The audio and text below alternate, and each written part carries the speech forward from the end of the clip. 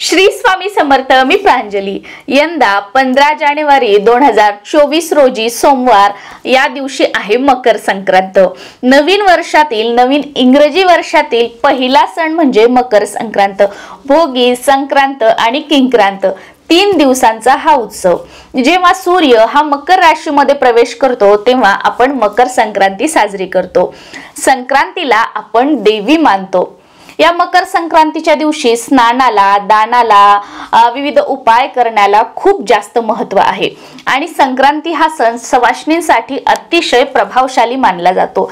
या संक्रांतीपासून ते रथसप्तमी पर्यंत स्त्रिया हळदी कुंकू साजरा करत असतात।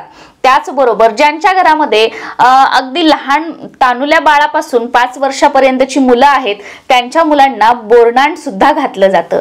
बोरनान का घातलं जातं, कसं घातलं जातं, ते कधी घालावं याबद्दलचा व्हिडिओ आपल्या चॅनलवर आलेला आहे, तो तुम्ही बघू शकता। आणि त्या पद्धतीने जर तुमच्या घरामध्ये लहान मुलं असतील तर तुम्ही नक्कीच आपल्या मुलांना बोरनान घालू शकता।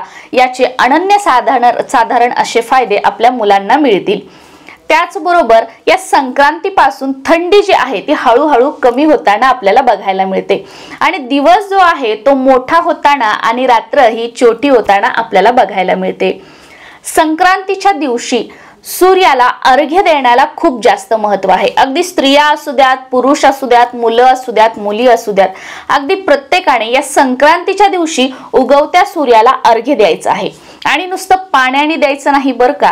सूर्याला अर्घ्य देताना तांब्याच्या तांब्यामध्ये आपण जे पाणी घेतो त्याच्यामध्ये आपल्याला थोडासा गुळाचा खडा, त्याचबरोबर पांढरे तीळ, एक लाल फूल आपल्याला घालायचं आहे आणि सूर्याला ओम सूर्याय नमः, ओम सूर्याय नमः असं म्हणत अर्घ्य द्यायचं आहे। या अगोदर तुम्ही कधी दिलं असेल, दिलं नसेल काही हरकत नाही, पण या संक्रांतीला तुम्ही देऊ शकता। आणि या संक्रांतीपासून तुम्हाला जर पुढे कंटिन्यू रोज सूर्याला जर आपण अर्घ्य दिलं तर खूप चांगलं आहे। याने आपल्या नोकरीमध्ये, उद्योगधंद्यामध्ये आपली प्रगती होत जाते। करिअर मध्ये जर आपल्याला यश प्राप्ती करायची असेल, प्रमोशन वगैरे हवं असेल तर आपल्या कुंडलीतील सूर्यग्रह हा स्ट्रॉंग असणं, मजबूत असणं अतिशय गरजेचं आहे। त्याच्यामुळे नक्कीच तुम्ही सूर्याला अर्घ्य देण्यासाठी या दिवसापासून सुरुवात करू शकता। पण 8 वाजता, 9 वाजता, 10 वाजता सूर्याला अर्घ्य दिलं म्हणजे याचे फायदे मला होणार असं का नाही। उगवत्या सूर्याला अर्घ्य देणं हे महत्त्वाचं आहे। आता या दिवशी दानाला सुद्धा खूप जास्त महत्त्व आहे। या दिवशी आपण तिळाचं, गुळाचं दान करू शकतो। तिळगुळ तुम्ही एखाद्या गरीबाला देऊ शकता की जे तिळगुळ घेऊन तिळगुळ खाऊ शकणार नाहीत अशा लोकांना तुम्हाला हवं असेल तर आपण तिळाचे लाडू बनवून देऊ शकतो किंवा बाहेर पण मिळतात ते दिले तरीही चालतील किंवा तुम्ही तीळ आणि गुळ असं दिलं तरीही चालेल।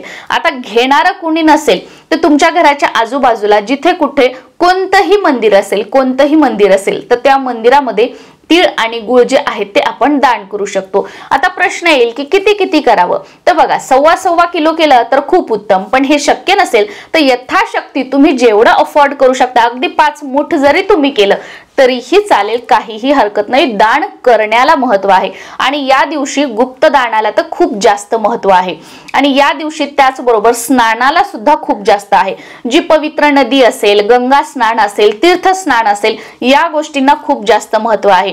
तुम्हाला जर शक्य असेल तर तुम्ही तीर्थ स्नान करू शकता, पण आपल्यापैकी बऱ्याच ताईंना हे शक्य नाही। तर मग आपण काय करायचं, आंघोळ करताना या दिवशी आंघोळीच्या पाण्यामध्ये थोडंसं गंगाजल टाकायचं आहे आणि पांढरे तीळ टाकायचे आहेत। चिमूटभर पांढरे तीळ टाकायचे आहेत आणि या पाण्याने आपल्याला स्नान करायचं आहे या संक्रांतीच्या दिवशी। आवर्जून हे आपल्याला करायचं आहे।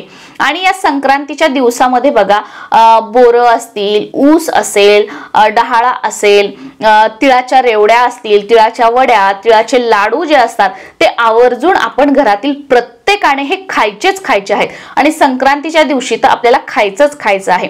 आता संक्रांत आहे म्हणून तर आपण खातो बघा, पण त्याचबरोबर आता हे जे दिवस आहेत या दिवसांमध्ये वातावरणामध्ये खूप जास्त बदल होतात आणि हे जे पदार्थ आहेत हे खाल्ल्यामुळे काय होतं की आपल्या शरीरामध्ये हीट निर्माण होते, उष्णता निर्माण होते आणि या थंडीशी सामना करण्यासाठी आपलं शरीर जे आहे ते सुदृढ बनतं। त्यामुळे सुद्धा या ज्या वस्तू आहेत त्या आवर्जून आपण खाल्ल्या पाहिजेत आणि आपल्या मुलांना सुद्धा खायला दिल्या पाहिजेत, कारण या बदलत्या वातावरणाशी सामना करण्याची जी शक्ती आहे ती त्यांना प्राप्त व्हावी यासाठी। हे सर्वात महत्वाचं।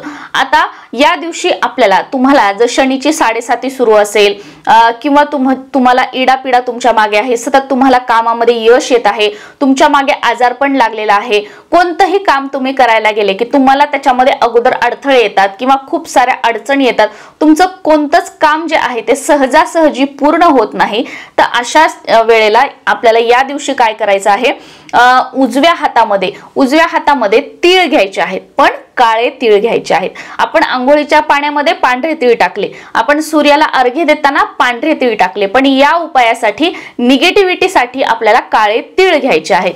काळे तीळ उजव्या हातामध्ये घ्यायचे, पण ते इकडून पडतील असे नाही, अगदी हातामध्ये बसतील एवढेच काळे तीळ घ्यायचे आहेत। आणि त्यानंतर आपल्याला आपल्या डोक्यावरून 7 वेळा क्लॉकवाईज, म्हणजे जसं जातं फिरतं त्या पद्धतीने आपल्या डोक्याभोवती आपल्याला हे फिरवायचं आहे। आणि हे फिरवत असताना माझी जी काही निगेटिव्हिटी आहे, नकारात्मकता आहे, माझं जे आजारपण आहे, वाईट विचार आहेत, ते सर्व म्हणजे याच्यामध्ये सामावले जात आहेत असा विचार करायचा आहे, असं इमॅजिन तुम्हाला करायचं आहे। आणि 7 वेळा हे क्लॉकवाईज फिरवल्यानंतर आपल्याला तुमच्या घराच्या बाहेर जी दक्षिण दिशा असेल तर दक्षिण दिशेला तुम्हाला जोरात ते फेकायचे आहेत। म्हणजे आपण असं बऱ्याच वेळेला असं ठेवतो, असं टाकतो, तर असं करायचं नाही, हे दक्षिण दिशेला जोरात फेकायचे आहेत की ते जमिनीवर सगळे जे तीळ आहेत ते एकदम जोरात पडायला पाहिजेत, ते आदळायला पाहिजेत। इकडे ते गेले तरी चालतील, पण ते जमिनीवर आपल्याला आदळायचे आहेत। आता हा हात तुम्हाला डावा हात वाटत असेल, पण हा फ्रंट कॅमेरा आहे, हा माझा उजवाच हात आहे आणि मी जे हे फिरवलं ते पण क्लॉकवाईजच फिरवलं आहे, फ्रंट कॅमेरा आहे म्हणून तुम्हाला उलट दिसेल कदाचित। तर या पद्धतीने हा जो उपाय आहे तो आपल्याला जेव्हा सूर्य मावळतो, प्रदोष काळ आपण ज्याला म्हणतो, तर त्या वेळेमध्ये हा उपाय करायचा आहे।